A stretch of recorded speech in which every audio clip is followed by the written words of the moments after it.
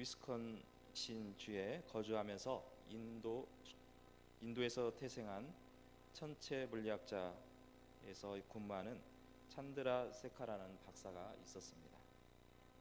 어느 날 시카고 대학에서 우리 대학에 오셔서 고급 물리학을 특강을 해달라, 한 학기에 강의를 해달라는 전화를 걸게 되었습니다. 찬드라 세카라 박사는 흔쾌히 승낙을 했습니다. 그리고 몇 주 후에 다시금 연락이 왔습니다. 시카고 대학에서 뭐라고 했냐면, 학생 수가 너무 적으니 이번에는 좀 폐강을 해야 될 것 같습니다. 이렇게 전화를 했습니다. 박사는 질문했습니다. 그러면 등록한 학생은 몇 명이나 신청을 했습니까? 그랬더니 2명 신청했습니다. 이렇게 대답을 하더라는 것입니다. 그래서 이 박사는 우리 생각 같으면 그러면 다음에 기회가 있으면 하시죠, 이렇게 대답을 할 텐데, 이 찬드라 세카라 박사는 달랐습니다. 그러면 이 두 학생에 대해서 신상을 좀 알고 싶은데 한번 어떤 학생들인지 간단하게 한번 소개를 해주시면 좋겠습니다. 그랬더니 간단하게 신상을 소개한 뒤에 이 박사는 이렇게 대답했습니다. 저는 이 두 학생을 위해서 강의를 나가겠습니다. 그 해에 추운 겨울 방학이 되었습니다. 그리고 그 먼 거리를 한 주에 2번이나 왔다 갔다 하는 것도 상당히 쉬운 일이 아니었습니다. 그럼에도 불구하고 이 박사는 두 학생을 가르쳐 주기 위해서 일주일에 2번 왔다 갔다 하는 것을 결코 또 힘들어하지 아니하고 또 열심히 두 학생을 지도하고 강의를 했다는 것입니다. 그로부터 10년이 흘렀습니다. 10년이 흐르고 나서 두 학생은 노벨 물리학상을 받은 두 사람이 되었던 것입니다. 그 사람이 바로 첸능 양과 충돌이라는 중국계 미국인 과학자였습니다. 수상 소감을 질문을 했을 때 두 사람이 이런 대답을 했습니다. 우리가 이 두 사람이 이 자리에 와 있기까지는 우리를 지도한 선생님이 있었는데, 열정적으로 강의해 주신 찬드라 세카라 박사님이 이 자리에 우리를 서게 해 주셨습니다. 이렇게 대답을 하더라는 것입니다. 이 이야기를 통해서 한 사람이 한 사람의 노벨 물리학상을 받는다는 것은 결코 쉬운 일이 아닙니다. 우리나라는 고 김대중 전 대통령의 노벨 평화상만 한 사람만 받을 뿐이지 그 외에는 물리학상이라든가 문학상이라든가 전혀 받은 사람이 없습니다. 그것을 생각한다면 두 사람이나 노벨 물리학상을 수상을 했다는 것은 대단한 일이요, 또 그 가르치는 그 박사의 그 지도력이란 상당히 뛰어남을 볼 수가 있는 것입니다. 이 이야기를 통해서 제자는 어떤 스승을 만나느냐, 또 스승은 자신을 믿어주고 따라주는 제자를 만나느냐에 따라서 놀라운 결과를 가져오는 좋은 신뢰라 할 수가 있습니다. 여러분은 인생의 안내자로서 때로는 훌륭한 삶을 살 수 있도록 조언해주고 충고도 해주고 가르쳐주고 지도해 주시는 사람이 있습니까? 이를 말한다면 멘토라고 말할 수가 있습니다. 담임 목사님의 목회 철학 중에 멘토의 철학이 있습니다. 그것은 뭐냐면은 제자를 가르치는 스승이 예수님의 복음을 가지고 가르치지만은 어느 날 이 스승이 제자에게 눈앞에는 스승만 보인다면 그것은 잘못된 멘토이고, 좋은 멘토는 그 제자를 가르쳤는데 어느 날 그 선생님이 보이는 것이 아니라 예수님이 보이는 것이 진정한 멘토다라는 세례 요한형 멘토를 말씀을 들었을 것입니다. 안내하고 조언할 수 있는 사람, 그런 사람들은 많이 있지만 우리가 진정한 본받아야 할 대상은 그리 많지가 않습니다.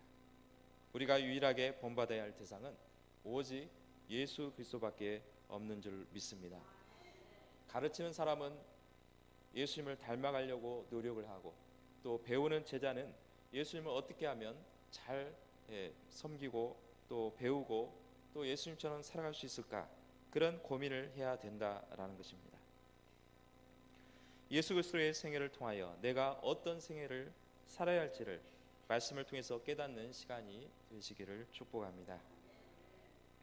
여러분은 살아가는 동안 예수님을 몇 번이나 바라보면서 살아가고 있습니까? 사람은 언제 누구를 바라보느냐에 따라서 인생이 달라지는 것이고, 또한 누구를 보느냐에 따라서 그 사람을 닮아갈 수밖에 없다는 것입니다. 그래서 히브리서에서는 믿음의 주여 또 온전케 하신 예수를 바라보자라는 말씀을 하고 있습니다. 우리 믿음을 주고 또한 우리 주이고 주인이고 또한 우리 믿음을 온전케 할 자가, 그럴 분이 예수밖에 없다는 것입니다. 수많은 신앙의 영웅들이 있지만은 가장 완벽한 모델은 바로 예수님이라는 것입니다. 요즘같이 사랑이 메말라가는 시대에 우리 모두가 예수님을 닮아간다면 사랑이 충만할 것이고 또 넘치는 삶을 살아갈 수가 있는 것입니다. 그렇다면 예수님의 생애를 통해서 바라보며 닮아가는 삶을 살아야 합니다. 예수님께서 이 땅에 오실 때에 아무 때나 오시지 않았습니다. 탄생의 때가 있었던 것입니다. 예수님이 오시겠다는 그 말씀은 성경 창세기로부터 기록이 되어 있습니다. 창세기 3장 5절에 보면은 아담이 타락한 후에 장차 오실 여인의 후손으로 나타나 보여주고 있습니다. 그리고 수많은 예언을 통해서 또 시가서를 통해서 장차 오실 메시아에 대해서 기다리라는 말씀으로 가득 차 있습니다.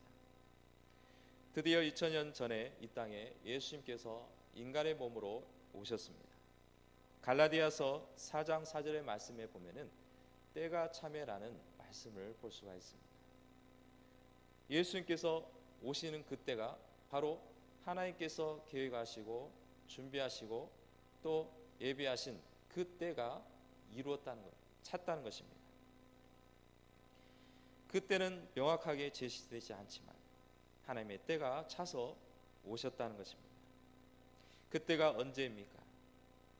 구약의 선지자들이 예수님이 메시아를 오시겠다는 그 예언을 했습니다. 그리고 말라기 선지자를 기점으로 해서 선지자가 중단이 됐습니다. 신약이 오기까지는 무려 400년이라는 긴 세월을 통해서 선지자를 하나님께서는 다시 보내지 않고 침묵을 지켰기 때문에 보통 일반적으로 암흑기다 이렇게 표현을 하는 경우가 있습니다.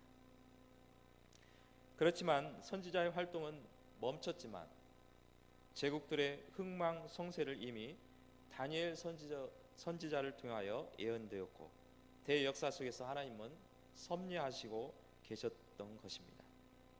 그리고 로마 제국이 들어서게 되고 하나님의 때에 세례요한을 먼저 선지자로 세워주시고 예수 그리스도를 이 땅에 보내주셨던 것입니다.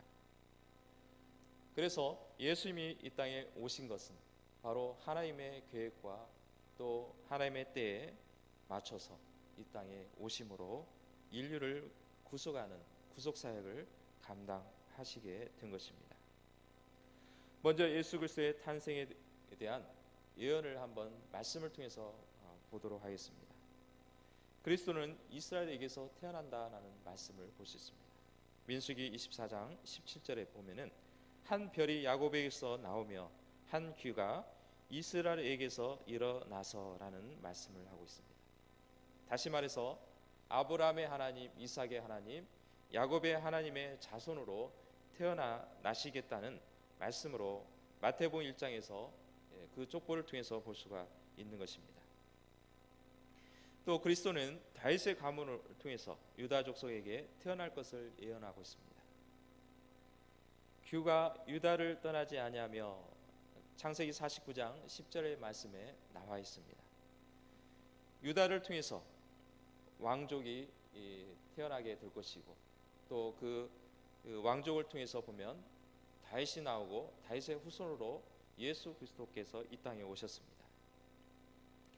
창세기 49장에 나와 있는 말씀은 야곱이 12명의 아들을 데리고 각자 르우벤부터 베냐민까지 그 마지막 축복을 내리는 것을 볼 수 있습니다. 네 번째 아들이 해당되는 유다에게는 귀가 떠나지 아니할 것이다. 이 귀는 말하자면은 왕이 가지고 있는 지휘봉입니다. 그래서 이 왕을 상징하는 것으로 귀를 말하고 있습니다. 그리고 실로가 오시기까지 이르리니, 그러니까 유다의 후손을 통해서 왕족이 나오지만 그 왕족에서 끝이는 것이 아니라 그 왕족의 실로, 상징적인 의미로 메시아를 말하고 있는데, 예수 그리스도가 이 땅에 오시기까지는 끊어지지 않겠다는 것입니다. 야곱의 그 축복의 예언이 그대로 성취가 된 말씀이라고 볼 수 있습니다. 또 그리스도께서는 베들레헴에서 태어날 것을 말씀합니다. 우리가 크리스마스가 되면은 많이 읽혀진 말씀 중에 한 말씀이 미가서 5장 2절의 말씀입니다. 베들레헴 에브라다야, 너는 유다 족속 중에 작을지라도 이스라엘 다스릴 자가 내게로 나올 것이라. 그의 근본은 상고에 영원에 있느니라. 베들레헴을 향해서 에브라다야라는 그 애칭을 불러주면서 너는 결코 작지 않을 것이다 하는 것입니다. 베들레헴은 바로 예루살렘 근처에 있는 아주 작은 고을입니다.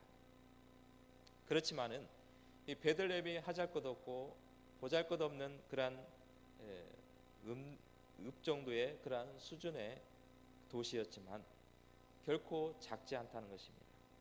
왜냐하면 예수 그리스도가 베들레헴을 통해서 태어나기 때문입니다.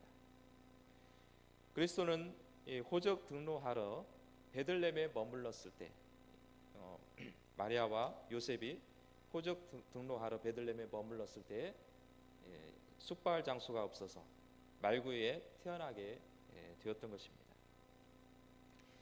이 베들레헴은 다윗의 동네였습니다. 다시 말해서 다윗이 어렸을 때 고향이었고 거기서 자라왔고 생활을 했던 장소였습니다.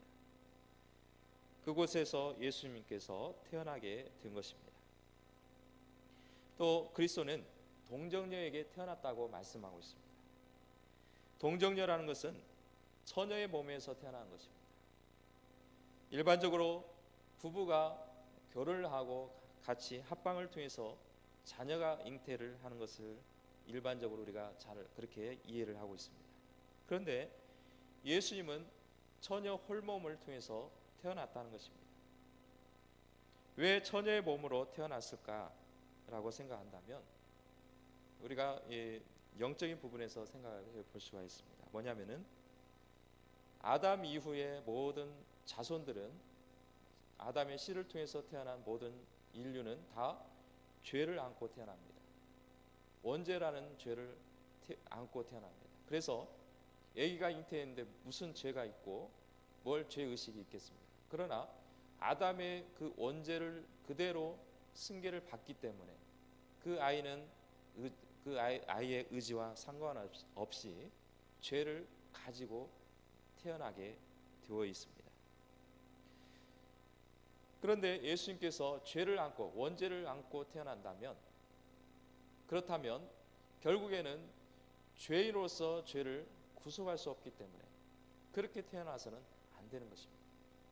그래서 성령의 능력으로, 성령의 그 임재하심으로 말미암아 마리아의 홀몸을 통해서 잉태가 되었고 아들을 낳아 그 이름을 임마누엘이라 하라고 말씀하고 있는 것입니다. 바로 이사야 7장 14절에 임마누엘 이 말씀이 마태복음에 그대로 나와 있습니다. 임마누엘이라는 뜻이 무엇입니까? 하나님이 우리와 함께 하시다, 그런 뜻입니다. 하나님은 저 천성에 있고 우리와 동떨어진 그러한 분이 아니라 우리 가운데 거하시고 우리와 더불어 함께 하시기를 원하시고 우리를 또한 지켜주시고 또 보호자처럼 항상 보호해 주시는 그러한 분이심을 말씀하고 있는 것입니다. 또 그리스도의 오시는 때가 명시되어 있습니다. 다니엘 9장에 보면은 이른 이래를 기한으로 정하였나니라는 말씀으로 이어지고 있습니다.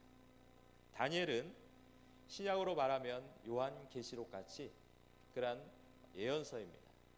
그래서 이 다니엘을 전반에는 다니엘에 대한 그런 그 생활이나 여러 가지 그런 과정을 설명하고 있지만 이야기를 하고 있지만 후반에 가서는 다니엘의 예언의 말씀이 기록이 되어 있는데 도무지 이해할 수 없는 그러한 상징적인 의미들이 많이 들어 있습니다.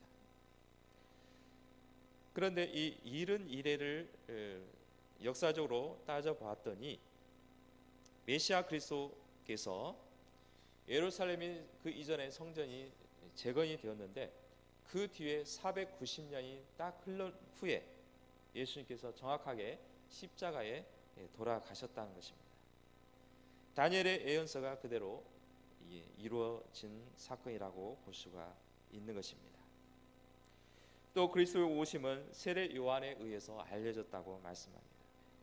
외치는 자의 소리여 이르되 너희는 광야에서 여호와의 길을 예비하라 사막에서 우리 하나님의 대로를 평탄하게 하라라고 이사야 40장 3절에서 말씀하고 있습니다. 이사야 선지자는 메시아가 오시기 전에 그 길을 평탄케 하라는 그러한 명령을 받고 그 선지자가 앞으로 나올 것을 말씀하고 있습니다. 이사야 선지자를 통해서 예수님이 가실 길을 예비하도록 세례 요한을 하나님께서는 보내주시고 또 예수님의 가실 길을 또 평탄케 하는 그러한 역할을 하게 했던 것입니다. 또 메시아는 하나님이십니다. 이사야 9장 6절의 말씀에 보면은 기묘자라 모사라 전능하신 하나님이라 영존하신 아버지라 평강의 왕이라 할 것임이라 라는 말씀을 볼 수 있습니다. 이사야 선지자가 보기에 기묘자라는 것입니다. 또 모사라는 것입니다. 말로 표현할 수 없는 전능하신 하나님이심을 말씀하고 있습니다. 이 땅에 오신 그리스도께서 어떤 생애를 사셨는지는 또한 성경을 통해서 기록을 통해서 말씀을 볼 수가 있습니다. 구약에는 예수님의 생애까지도 정확하게 언급되어 있는 구절들이 나와 있습니다. 예수님이 당할 고난이라든가 또 당나귀를 타고 가실 것을 또 예언을 했고 또 신포도주와 제비 뽑는 일까지도 정확하게 기록이 되어 있고 또 예수님께서 오셔서 십자가에 짊어짐으로 말미암아 그 사건들이 이루어지게 되었습니다. 그러면 이 성경에서 나와 있는 예수님의 생애를 한번 보겠습니다. 어떤 삶을 살았는가? 또 예수님께서 인간의 몸으로 이 땅에 오셨는데 이 성경에는 그 인간의 예수님을 어떻게 표현을 하고 있고 또 어떻게 나타내 주고 있는지를 한번 살펴보려고 합니다. 예수님에 대한 기록들이 보면은 누가복음 2장의 21절에 8일째 되는 날 할례를 받으셨다라고 말씀하고 있습니다. 이는 유대인들이라고 하면 태어나면 8일째 되는 날 할례하도록 다 의식으로 치러지기 때문에 예수님도 유대인의 한 사람으로서 할례를 행했던 것입니다.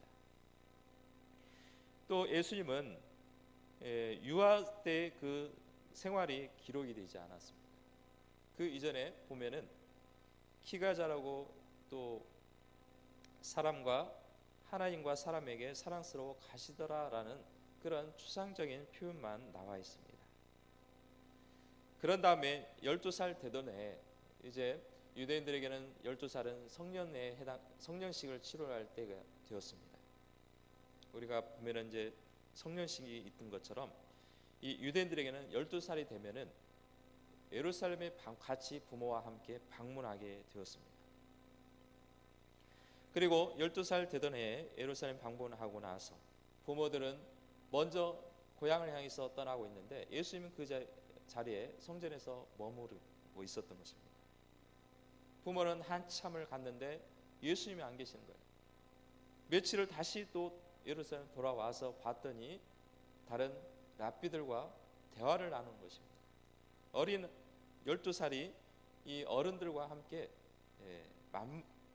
마치 이 어른들과 똑같은 생각을 그 견줄 많은 그러한 생각을 가지고 대화를 나누더라는 것입니다. 이처럼 12살 될 때에 뭔가 특별하였고 또 말씀에 무엇보다도 말씀에 큰 영감을 받았던 그러한 예수님인 것을 볼 수가 있습니다. 또 예수님은 아버지인 요셉을 따라서 목수일을 했습니다. 12살 나오고 그 뒤에 뭐 청년 시기가 어땠고 또 20대 초반은 어땠고 또 30대 20대 후반에는 어떠한 삶을 살았으며 그런 기록을 전혀 찾아볼 수가 없습니다. 이처럼 예수님은 30세 될 때까지는 그렇게 유다지 특별히 그다지 드러낼 만한 그런 뭔가 특별한 삶을 사시지 않았습니다. 평범한 삶을 살았고 또 분명한 것은 하나님과 사람에게 사랑스러워가는 그러한 모습으로 살았음을 볼 수가 있는 것입니다. 우리는 뭔가 우리 자녀들을 키울 때마다 뭔가 특별한 사람, 청재, 연재, 영재 이런 아이를 키우려고 합니다. 뭔가 욕심을 내어서 뭔가 사람들에게 주목만 받을 만한 그런 사람을 키우려고 하지만 예수님은 그런 분은 아니었습니다. 아버지에 따라서 목수일도 하고 가사일도 돌보고 또 그렇게 누구나 할 수 있는 누구나 그렇게 생활을 할 수 있는 그런 생활을 했음을 보여주고 있는 것입니다. 그리고 나서 이 30세 이후에 이제 마지막 3년은 공생애를 제자들과 함께 공생애를 하게 되었습니다.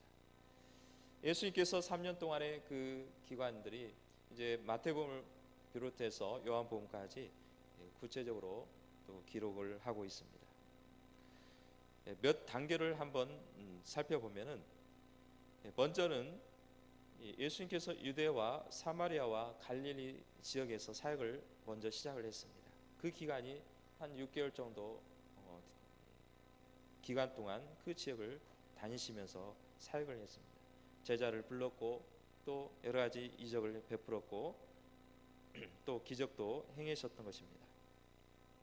그 중에 요한복음에 보면은 첫 번째 기적으로서는 갈릴리 가나의 혼인잔치에 물이 포도주로 변하는 그러한 사건을 행하셨고 또 두 번째 이적을 보면은 가버나움에서 높은 시몬의 아들을 고치신 일이 있었습니다.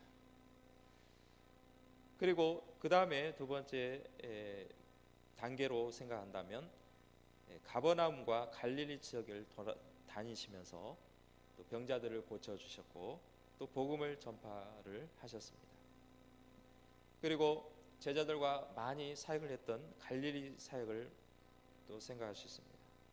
갈릴리 지역에 무리들이 예수님을 쫓아 또 그 말씀을 들으러 왔고 또 우리가 잘 알고 있는 산산설교가 바로 이 갈릴리 사역에서 이루어지고 있었습니다. 그 다음에 또 우리가 생각할 수 있는 것은 이 바리새인들이 늘 예수님을 향해서 쫓아다니며 괴롭힌 사건들이 있습니다. 어떻게 하면 예수님을 잡아줄 것인가? 점점점 사람들이 무리가 따르게 되고 이적도 행하고 하다 보니까 병자도 고치고 귀신을 쫓아내고 하니까 사람들이 예수님을 쫓아다니는 것입니다. 지금까지는 이 바리새인이나 서기관이나 종교 지도자들이 백성들이 자신들만 보았습니다. 자신들만 따랐습니다. 그런데 갑자기 예수님이 나타나서 이적을 행하고 기적을 행하니까 사람들이 쫓아다니는 것입니다. 바리새인들의 가르침과 다르기 때문에 바리새인들은 율법을 가르치지만은 자신의 어떤 정치적 목적으로 그 율법을 가르치고 뭔가 이 백성들을 억압하기 위해서 가르치지만 예수님은 달랐습니다. 백성들에게 진리를 가르치시고 참된 그런 복음의 빛을 발산을 하셨을 때에 이스라엘 백성들은 그 예수님을 쫓게 되었던 것입니다. 바리새인들이 예수님을 어떻게 하면 죽일까, 또 어떻게 하면 흠집을 잡을까라고 다니면서 사역했던 지역이 바로 가버나움, 베세다, 가이사랴, 빌립보를 여행하면서 다시금 갈릴리로 되돌아오셨던 것입니다. 또 마지막 6개월 동안에 설교 중심으로 또 가르치는 사역으로 지내오셨던 것입니다. 그리고 마지막 우리가 늘 생각하는 종려 주일이 되면은 최후 만찬, 또 그 다음에 한 주간에 예수님께서 어떻게 시간을 보내셨고 또 어떤 사건들이 있는지를 우리가 고난 주간이 되면 우리가 항상 영상을 통해서 볼 수 있는데, 예수님께서 그런 고통의 또 죽음을, 십자가의 죽음을 준비하시고 또 맞이하는 장면들이 나오고 있습니다. 그리고 십자가에 돌아가시고 3일 후에 예언을 통해서 죽은 자들 가운데서 다시 살아나게 된 것입니다. 또 부활 후에 40일 동안 제자들과 함께 부활하신 육신의 몸을 보여주시고, 그리고 10일 후에 승천하시고 10일 후에 약속한 보혜사, 다른 보혜사 성령 하나님을 보내주시게 된 것입니다. 오늘 이 말씀을 통해서 보면은 예수님이 어떤 삶을 살았는가를 볼 수 있는 것은 크게 보면은 가르치는 사역, 병 고치는 사역, 또 치유하는 사역을 볼 수가 있습니다. 또 마지막 예수님께서 우리의 죄를 감당하기 위해서 구속 사역을 볼 수가 있는 것입니다. 예수님은 이 땅에 오셔서 기적에 대해서 기적을 베풀어 주셨는데, 그렇다면 예수님이 베풀어 주신 이 기적이 무슨 의미가 있는가 다시 한번 생각해 볼 필요가 있습니다. 기적이란 것은 낮은 법칙보다 더 높은 차원에서 행해지는 일을 말하고 있습니다. 여러분들이 우리가 생각할 때는 자연의 법칙을 통해서 또 우리가 일상의 생활을 통해서 평범한 일들을 우리는 기적이라고 하지 않습니다. 그런데 일상적이지 않고 우리의 어떤 평범한 자연의 법칙에 의해서 이루어지지 않는, 도저히 우리가 이성으로 판단할 수 없고 생각할 수 없는 그러한 일이 이루어졌을 때 그것을 가지고 우리는 기적이라고 얘기를 하는 것입니다. 마술이나 요술 이런 것은 그건 기적이 아니라 그 자체는 단지 사람의 눈을 잠시 속일 뿐입니다. 그래서 이 예수님께서 행하신 이 기적은 단순히 인간들을 끌어모으기 위한 목적이 아니고 기적을 행함으로써 이 땅에 빛이 오시고 또 이 빛이 임함으로써 어둠이 물러가는 그러한 역사가 일어난다라고 이해할 수가 있는 것입니다. 예수님은 기적을 아무 때나 행하지 않았습니다. 예수님 당신도 기적을 행할 때는 분명히 이유가 있었고 목적이 있었고 그러한 하나님의 뜻이 있었던 것입니다. 그리고 예수님께서 참 기적을 행하셨다면 그 자체가 이미 하나님의 아들임을 보여주고 있는 것입니다. 만약에 기적을 행하지 하나님의 아들이라고 말씀을 하지만 기적을 전혀 베풀지 않았고 뭔가 이적을 행하지 않는다면 어떻게 하나님의 아들로 우리가 또 이해할 수 있으며 믿을 수가 있겠습니까? 예수님은 기적을 행함으로써 하나님의 신성을 증명하여 보여주었고 또 하나님의 아들임을 나타내 보여주신 것입니다. 대표적인 우리가 또 여러 가지 자연계에서 일어나는 기적을 볼 수가 있는데, 폭풍이 불고 있는데 잠잠하라는 것입니다. 우리가 바닷가에 가서 풍랑이 일 때 머리가 어지러우니까 또 배가 위태로우니까 바다라 잠잠하라, 풍랑아 잠잠하라 해서 멈춥니까? 전혀 그렇지 않습니다. 우리 인간은 도저히 명령을 해가지고 듣지를 않습니다. 그런데 예수님은 명령을 했는데 바람과 물이 명령을 듣고 잔잔하더라는 것입니다. 물 위를 걸어갑니다. 그건 영화에서나 영상을 통해서나 어떤 기계적 인위적으로 만들어서 그렇게는 할 수 있지만은 실제로 물 위를 우리가 인간의 몸으로 걸을 수가 없는 것입니다. 또 인간의 질병을 고쳐주시는 그러한 치유의 사역을 행해 주셨습니다. 불치병이라고 생각하는 이 문둥병자가 고침을 당하게 받게 된 것입니다. 도저히 눈을 뜰 수 없는 사건, 이건 일어날 수 없는 사건입니다. 엘리사도 행하지 못했던, 행하지 않았던 것이 바로 눈을 보지 못하는 장애인이 눈을 뜨게 하는 사건입니다. 예수님께서 그 일을 행하셨던 것입니다. 또 청각 장애인이 다시금 듣게 하는 그러한 이적을 행하시고, 또 열병을 쫓아내시고, 또 귀신을 쫓아내는 그러한 사역을 하셨던 것입니다. 주님이 행하신 이 기적은 하나님 되심을 증명하는 것입니다. 그러나 눈으로 확인했음에도 불구하고, 그것을 들었음에도 불구하고 믿지 않는 사람들이 많다는 것입니다. 다시 말해서 종교 지도자였던 제사장이나 서기관, 바리새인들에게는, 자신의 권위를 내세우는 자들에게는 예수님께서는 기적을 베풀지 아니하셨습니다. 그래서 서기관과 바리새인들이 표적을 보여달라는 것입니다. 내가 하나님께서 보내주신 선지자면은 표적을 보여달라는 것입니다. 이때 예수님께서 충분히 보여줄 수 있습니다. 번개처럼 임할 수가 있는 것이고, 또 눈깜짝 사이에 그 앞에 도저히 일어날 수 없는 사건도 보여줄 수가 있습니다. 그런데 예수님께서는 뭐라고 하셨냐면, 요나의 표적밖에 너에게 보여줄 것이 없다는 것입니다. 요나의 표적은 다름이 아닌 예수님께서 부활의 사건을 얘기하고 있습니다. 요나가 큰 물고기 뱃속에 들어가서 3일 만에 다시금 나왔던 것처럼, 예수님께서 십자가에 죽으셨지만, 음부에 들어가셨지만 3일 만에 다시금 부활하는 사건을 말씀하고 있는 것입니다.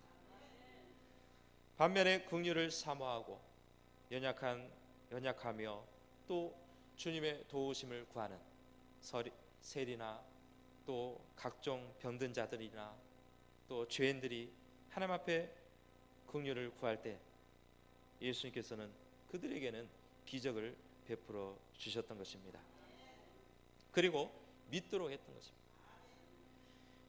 이처럼 우리는 예수님의 생활을 보면은 우리와 동떨어진 분이 아니시고 우리와 가까이 삶을 통해서 또 삶을 살아 계시고, 또 기적은 하나님의 아들임을 보여주는 증거가 되고 있는 것입니다. 오늘 말씀을 통해서 베드로가 설교한 내용입니다. 예수님에 대해서 세 가지로 설명하고 있습니다. 우리는 주님의 발자취를 따라서 예수님의 생애를 본받아야 하는 것입니다. 먼저는 예수님은 성령이 충만하고 능력 있는 생활을 했다고 말씀하고 있습니다. 하나님이 나사렛 예수에게 성령과 능력을 기름 붓듯 하셨음에라는 말씀을 볼 수가 있습니다. 예수님은 하나님께서 성령과 능력으로 부어 주셨던 것입니다. 또한 성령의 역사가 나타내 보여주신 것입니다. 그래서 능력 있는 삶, 형통의 삶을 누리며 살았던 것입니다. 하나님도 우리를 통해서 창조하셨을 때 능력 있는 삶을 살도록 창조해 주신 것입니다. 또 베드로는 성령 받기 전에는 전혀 능력이 나타나지 않았습니다. 오히려 예수님께서 잡혔을 때는 두려워했고 무서워했고, 또 예수님을 모른다고 3번씩이나 부인하는 그러한 연약한 사람이었습니다. 그렇지만 성령을 받고 능력을 받았더니 베드로가 담대하게 복음을 전했습니다.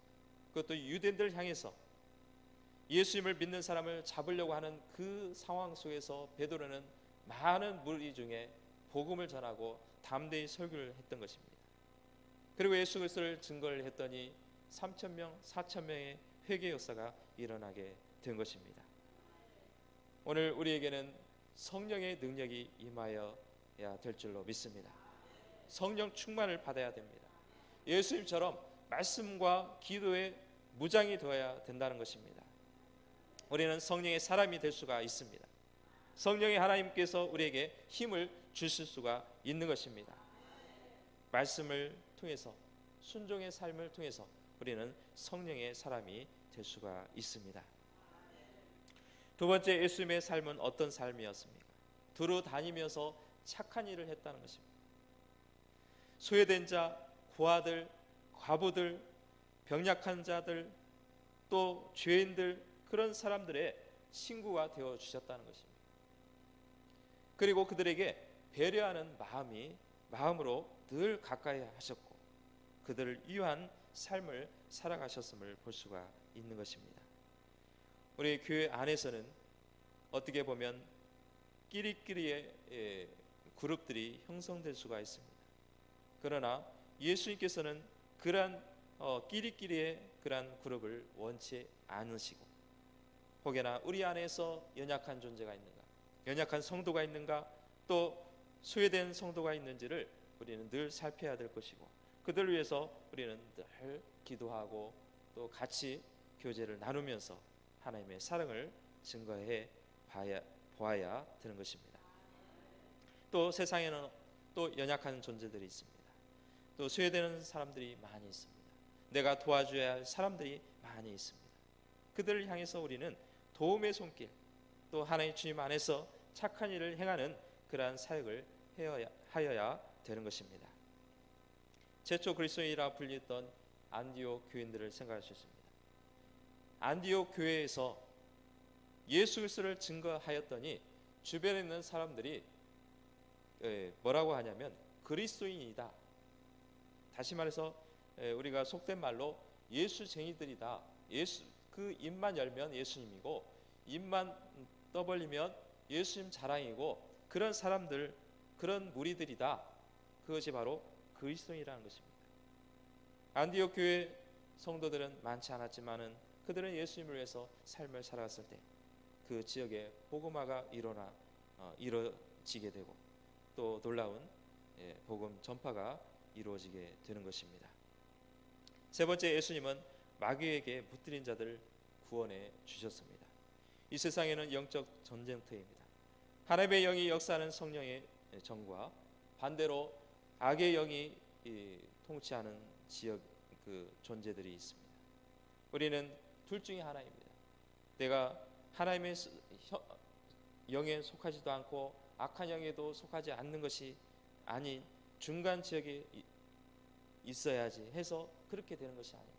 우리는 하나님의 편에 서야 되느냐 아니면 악한 영의 편에 서야 되느냐, 둘 중에 기로에 있을 때 우리는 하나님의 영을 붙들고 하나님을 의지하고 바라봐야 되는 것입니다. 그리고 마귀에 속한 자들에게는 이 마귀들을 쫓아내야 합니다. 우리는 하나님을 찬양할 때, 하나님을 높일 때, 우리의 하나님을 자랑할 때 그곳에서는 악한 영들이 쫓겨나고 또한 악한 영들이 무너질 줄로 믿습니다. 마귀에 눌린 자들이 얼마나 많이 있습니까? 또 귀신에 속아서 자신들의 잘못된 삶을 살아가면서도 불구하고 여전히 죄악 가운데 살아가고 또 악의 구렁텅이에 또 죄악으로 빠져들은 가는 그런 사람들을 향해서 우리는 복음을 전해야 될 줄로 믿습니다. 또 악한 영들을 쫓아내기 위해서는 우리는 하나님 앞에 찬송하고 기도하고 말씀에 따라 순종하는 삶을 살아야 되는 것입니다. 베드로전서 2장 21절의 말씀에 이를 위하여 너희가 부르심을 받았으니 그리스도도 너희를 위하여 고난을 받으사 너희에게 본을 끼쳐 그 자취를 따라오게 하려 하셨느니라 라고 말씀하고 있는 것입니다. 이를 위하여 우리를 불러주셨다는 것입니다. 이 하나님의 일을 감당하라고 악한 영들을 쫓아내고 또 불의에서 또 빠져있는 그 영혼들을 건져내라는 그런 명령을 받기 위해서 우리를 불러주신 것입니다. 때로는 고난을 당할 수 있습니다. 어려움을 당할 수 있습니다. 고통 속에 있을 수가 있습니다. 그러나 우리가 주님이 가시는 그 길을 우리가 따라갔을 때 분명히 생명의 역사, 진리의 놀라운 역사가 일어날 줄로 믿습니다. 오늘 우리가 닮아야 할 분이 누구입니까? 바로 예수 그리스도이십니다. 우리가 성령 충만함을 받고 또 착한 일을 행하며 악한 영에 붙들려 있는 그 영혼을 건져내기 위해서 우리는 우리에게 맡겨진 사명을 감당해 나가야 되는 것입니다. 오늘 이 말씀을 통해서 우리는 주님을 닮아가고 또 예수님의 생애를 본받는 저와 여러분들 되시기를 주님의 이름으로 축복합니다. 기도하시겠습니다. 우리 말씀을 생각하시면서 같이 동서로 기도하겠습니다. 예수님의 삶을 본받게 하소서. 세상을 바라볼 것이 아니라 주님을 늘 바라보게 해달라고 기도하겠습니다. 성령의 충만을 받게 하시고 성령의 인도함을 받게 하소서.